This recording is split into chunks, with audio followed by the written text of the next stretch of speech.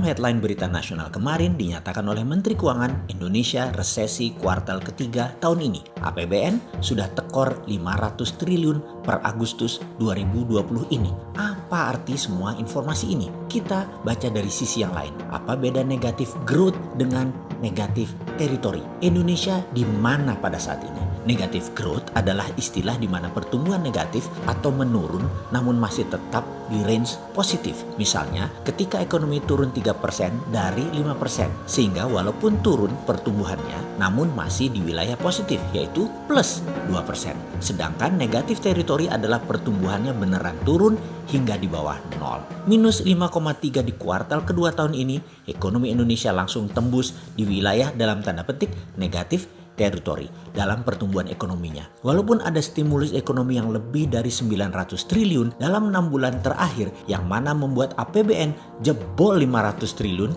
di Agustus namun tidak membawa ke arah positif teritori.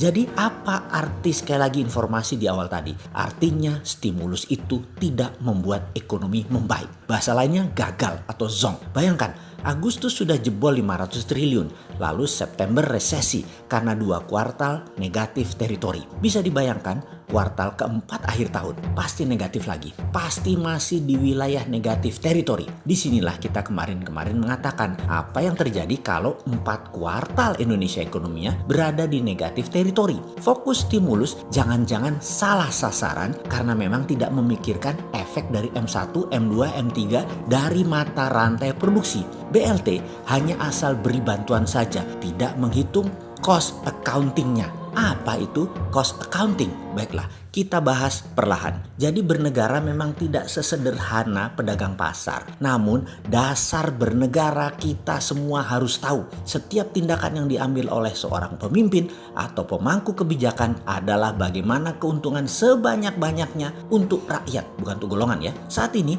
ekonomi dan COVID di Indonesia bermasalah besar. Ada baiknya kita bedah satu persatu di mana salahnya bernegara dalam 6 bulan ini di dalam menangani economic at war dengan COVID dan dalam perang 2 negara Tiongkok-Amerika. 1. Cara bernegara saat ini menganggap ini resesi ekonomi biasa dan memperlakukan COVID seperti pandemik penyakit biasa yang tidak mematikan, tidak cepat menular. Ini kesalahan pertama.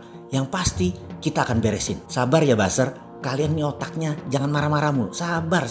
Nanti diterangkan. Baru kita bilang cara bernegara salah satu aja udah bete loh. Bentar. Melihat ekonomi di Indonesia itu sederhana. Ekonomi itu dibagi 3 dari 1.000 billion dolar. 150 billion dolar adalah belanja negara atau APBN. Sisanya swasta. Swasta dibagi 2 lagi. UKM yang menyerap 97% angkatan kerja hanya menguasai 30% ekonomi makro dan mikro. Dan 80% terfokus domestic consumption atau dunia retail berbasis UKM produktif. Jadi yang menyerap tenaga kerja yang 3% adalah penguasa 70% ekonomi. Mereka adalah para konglomerat, oligarki, dan BUMN yang perusahaannya semua tidak lebih dari 5.000 perusahaan besar tersebut. Di pasar non-APBN saat ini terpukul terbanyak. Juga ternyata APBN penyerapannya rendah di bawah 50%. Inilah alasan kedua ekonomi tidak tumbuh, yaitu value added product yang rendah dan government spending yang rendah.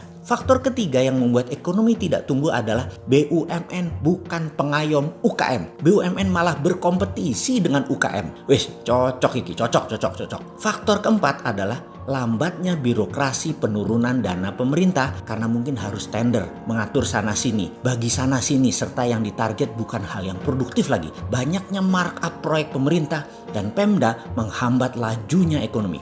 Bayangkan proyek 50 miliar nilainya, jangan-jangan yang buat mengerjakan proyek aslinya nggak lebih 25 miliar. Sisanya ya buat belah duren para pemangku yang mengatur panjang pendeknya proyek, di mana uang markup tadi tidak produktif disimpan di bawah bantal karena uang korupsi. Kemudian faktor kelima, dana bantuan bukan untuk hal yang produktif. Selain untuk bayar hutang BUMN, juga diberikan bukan ke UKM produktif, tetapi hanya untuk create demand, menciptakan kebutuhan sementara yang produksinya nggak ada yang modali. Ini semua terjadi karena tidak ada cost accounting. Cost accounting adalah menghitung berapa biaya sebuah proses produksi beserta mata rantai produksinya.